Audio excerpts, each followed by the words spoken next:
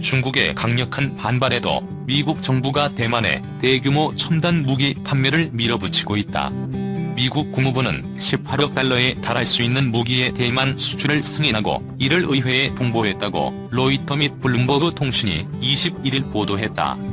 이번에 승인이 떨어진 무기는 록히드 마틴사의 트럭 기반 로켓 발사대인 고속기동포병 로켓 시스템 11기, 보잉사의 장거리 공대지 미사일인 슬래미알 135기, 콜린스 에어로스페이스사의 전투기용 외부 센서 3기 등이다. HIMARS는 100km 이상 떨어진 곳에 최대 6발의 로켓을 기습적으로 쏘아 유사시 대만 해안에 상륙하는 상대 전력에 타격을 가할 수 있다. 최대 사거리가 270km에 달하는 슬래미알은 대만 쪽에서 중국 동부 연안을 공격할 수 있다는 점에서 중국의 신경을 날카롭게 만들 수 있는 무기로 평가된다. 의회는 이번 승인 건에 대해 30일간 검토를 하고 거부권을 행사할 수 있다. 하지만 의회가 반대할 것 같지는 않다고 이들 언론은 전했다. 소식통에 따르면 드론과 함께 하푼 지대함 미사일에 대한 수출 승인도 조만간 날 것으로 알려졌다. 대만에 대한 중국의 위협이 높아지는 가운데 도널드 트럼프 미국 행정부는 중국에 대한 압박을 강화하기 위해 대만으로 첨단 무기 수출을 추진해왔다. 그러나 중국은 필요하다면 대만을 강제로라도 되찾아야 할 부속 영토로 간주하고 있다. 중국은 미국의 이번 무기 수출 승인을 강하게 비난하면서 무기 제작사에 제재를 가하는 등 강력히 대응하겠다고 밝혔다. 자오리젠 중국 외교부 대변인은 22일 정례 브리핑에서 미국의 대대만 무기 판매는 하나의 중국 원칙 위반이자 중미 3대 연합 공보를 심각하게 위반하는 것이라며 이는 심각한 내정 간섭이자 중국 주권과 안보 이익을 훼손하는 것이라고 비판했다. 자오 대변인은 미국의 행위는 대만의 독립 세력에 대해 잘못된 신호를 보내는 것이라며 이는 중미 관계와 대만의 협의 평화와 안전을 심각하게 훼손한다고 지적했다. 그는 이어 중국은 이에 대해 강력히 반대한다며 우리는 미국이 대만 무기 판매가 얼마나 심각하고 위험한 문제인지 인식하기를 바라고 3대 연합 공보를 준수하기를 원한다고 촉구했다. 반면 대만 정부는 미국 정부의 무기 수출 승인을 반겼다. 장둔한 총통부 대변인은 미국은 대만에 방어용 무기를 제공함으로써 국방력 증강 및 현대화에 도움을 주었다며 대만 해협 부근에서 평화와 안정을 유지할 수 있는 비대칭 전력이 증강될 것이라고 말했다. 차이잉원 대만 총통은 중국의 위협에 맞서기 위해 국방력의 현대화를 최우선 과제로 설정하는 동시에 이동식 미사일과 스마트 지뢰 등 신무기 도입을 통해 중국의 공격을 억제한다는 이른바 비대칭 전력 개발을 추진해왔다. 대만 정부는 그러나 향후 중국과 군비 경쟁에 나서지는 않겠다고 강조했다. 옌더파 대만 국방부장은 우리는 중국 공산당에 맞서 방어 차원에서 강력한 전략적 억제력을 보유하려는 것이지 무기 확보 경쟁에 나서는 것이 아니다라고 말했다. 머리 깨져 피 흘리게 될 것 시진핑, 미 겨냥 강한 표현 쏟아내. 시진핑 중국 국가주석이 6.25 전쟁 참전 70주년 기념식에서 미국을 염두에 둔 경고성 발언을 쏟아낸 것은 대내 단합을 통해 미중 갈등을 정면 돌파하겠다는 의지를 보인 것으로 해석된다. 중국이 애국심을 고취하는 과정에서 중국 내반한 기류가 확산할 수 있다는 우려도 점점 커지고 있다.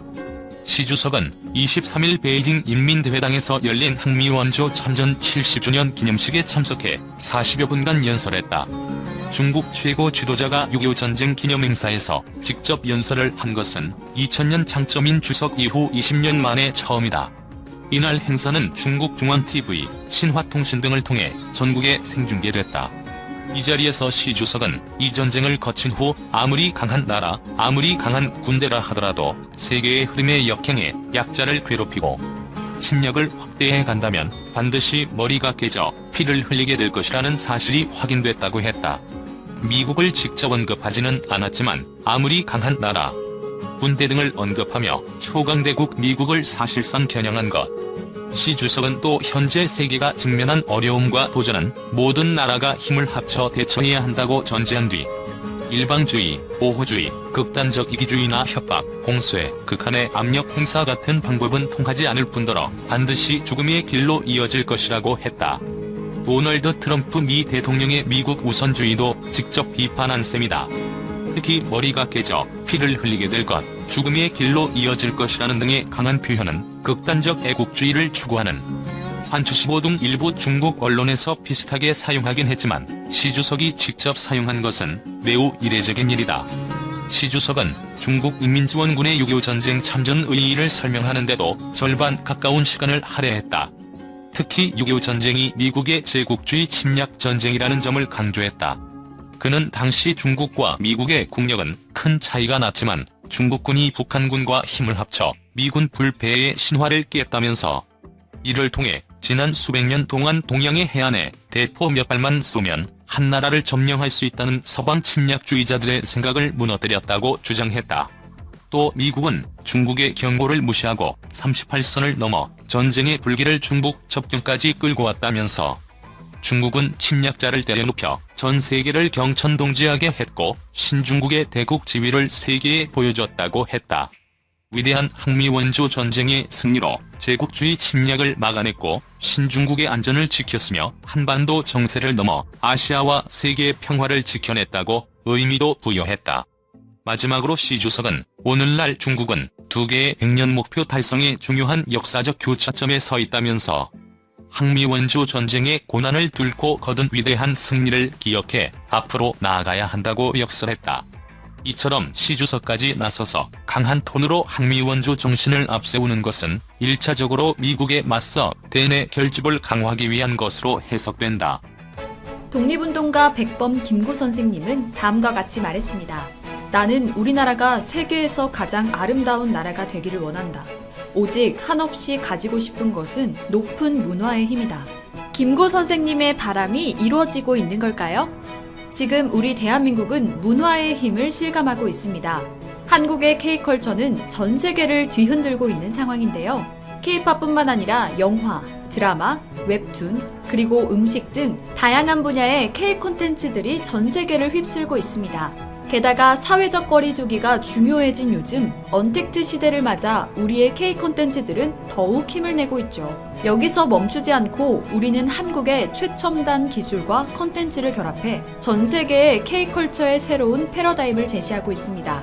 매년 오프라인으로 진행했던 드림 콘서트는 7월 25일부터 이틀 동안 역사상 최초로 온라인 콘서트가 진행됐어요. 온라인 콘서트를 즐기는 글로벌 팬들을 위해 최첨단 기술인 EX3D 사운드 기술이 적용됐습니다.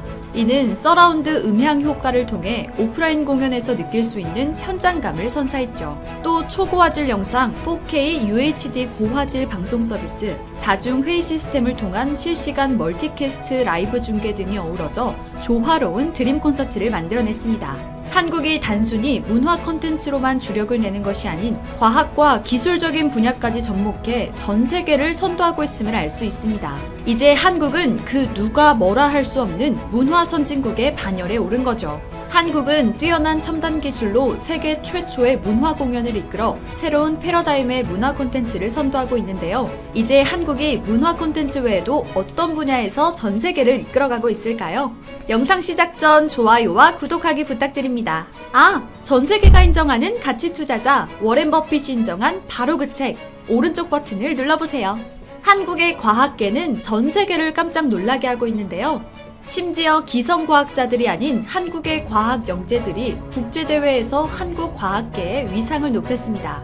2020 유럽물리 올림피아드에서 한국 대표단은 전원 금메달을 수상하며 종합 1위를 차지하는 쾌거를 이뤄냈죠. 또 국제화학 올림피아드에서도 종합 5위를 달성했습니다.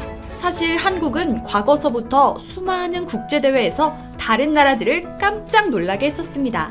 1988년 국제수학 올림피아드를 시작으로 국제과학 올림피아드에는 총 198회를 참가하며 무려 41차례 종합 1위를 달성하는 등 과학 강국의 위상을 보여줬습니다. 국제물리 올림피아드의 수상 경력 또한 화려했습니다.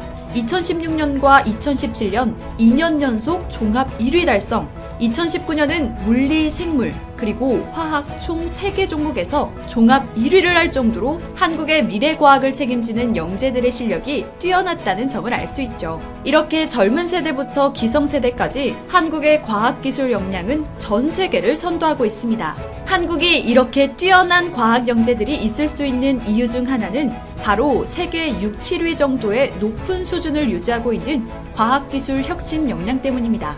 사실 한국은 영재들뿐만 아니라 이미 과학기술 혁신 역량은 전 세계 탑 클래스입니다. 특히 미래 먹거리라 불리는 4차 산업 첨단 기술들, 반도체, 디스플레이, 바이오, 그리고 친환경 미래차 등에서 한국이 압도적인 실력을 보여주고 있습니다. 스위스 로잔에 위치한 국제경영개발원은 매년 60개 주요국들을 대상으로 국가 경쟁력을 분석합니다. 그 안에 과학기술 경쟁력을 시사하는 평가지수가 들어있죠. 투자된 총 연구개발비는 6위, GDP 대비 연구개발비 투자 비중은 세계 1위, GDP 대비 기업의 연구개발비 투자 비중 세계 2위일 정도로 전체적으로 한국의 연구개발 투자 비중은 상위권임을 알 수 있습니다. 또한 연구개발에 참여하고 있는 전문 인력 역시 풍부한 편인데요. 총 연구개발 인력의 경우 39만 6천 명으로 세계 6위입니다. 또 논문, 특허와 같은 지식재산 수치로 환산되고 있는 지표들은 높은 순위를 기록하고 있죠. 실제로 한국은 첨단 기술이 필요한 산업 분야에서 강한 두각을 나타내고 있습니다. 심지어 미국도 한국을 부러워하는 분야가 있는데요. 바로 디스플레이, 미래차 핵심 소재인 2차 전지, 로봇공학, 소재공학, 그리고 핵융합 에너지 등이 있죠. OLED는 한국 기업인 삼성과 LG가 거의 독주하다시피 한 상태며 특히 삼성은 QLED라는 초격차 기술까지 확보하고 있습니다. 2차 전지도 한국 기업들이 점유율을 독점하고 있고요. 반도체에서는 K칩이라 불릴 정도로 한국 기업들의 초격차 기술력이 전 세계에서 선두를 달리고 있어요. 또 핵융합 에너지 분야는 세계 최대의 핵융합 연구로인 K스타를 보유해 글로벌 인공태양 프로젝트인 이터를 한국이 선도하고 있습니다. 한국은 미래 먹거리라 불리는 4차 산업 기술 분야에서도 전 세계를 리드하고 있음을 알 수 있죠. 이제 5G를 넘어 최초 6G 상용화를 노리고 있고 한국의 5G처럼 6G도 세계 최초 기술 개발 국제 표준이 될 것입니다. 친환경차 분야에서도 2차 전지뿐만 아니라 전기 수소차까지도 앞서 나가 유럽에서 역대 최고 점유율을 보여주고 있는데요. 기존 자동차 시장도 미국과 러시아 등 여러 나라에서 선방했답니다. 2분기 글로벌 완성차 업체는 다른 나라 기업들이 큰 손해를 입은 반면 한국은 유일하게 흑자를 봤습니다. 바이오 분야도 한국이 변방이었지만 신약 개발과 판매까지 바이오 분야에서 모든 것을 할 수 있는 수준으로 급격히 성장하고 있습니다. 이미 위탁 생산 능력은 한국이 1위인데다가 바이오 시밀러 분야에서도 앞선 상태입니다. 새로운 치료 후보 물질까지 개발하는 등 한국의 바이오 산업이 급성장하고 있죠. 게다가 이번 코로나 사태로 진단키트를 포함한 K바이오가 전 세계를 휩쓸고 있는 상황입니다. 한국은 이번 코로나 사태를 기점으로 지구촌의 중심으로 부상했다고 생각할 수 있지만 사실은 이미 예전부터 한국은 선진국 중에 선진국이었습니다. 한국은 경제력뿐만 아니라 많은 분야에서 선진화를 이룬 나라죠. 그래서 OECD와 IMF, UNDP, 이코노미스트, 뉴스위크 등 8개의 세계 최고 권위가 있는 국제기구에서 인정하는 선진국임을 알 수 있죠. 특히 UNDP에서는 국가의 실질 국민소득, 교육 수준, 문맹률, 그리고 평균 수명 등 다양한 형태의 인간의 삶과 관련된 지표를 조사해 각국의 인간 발전 정도와 선진화 정도를 평가한 지수도 매우 높은 점수로 선진국으로 분류됐죠.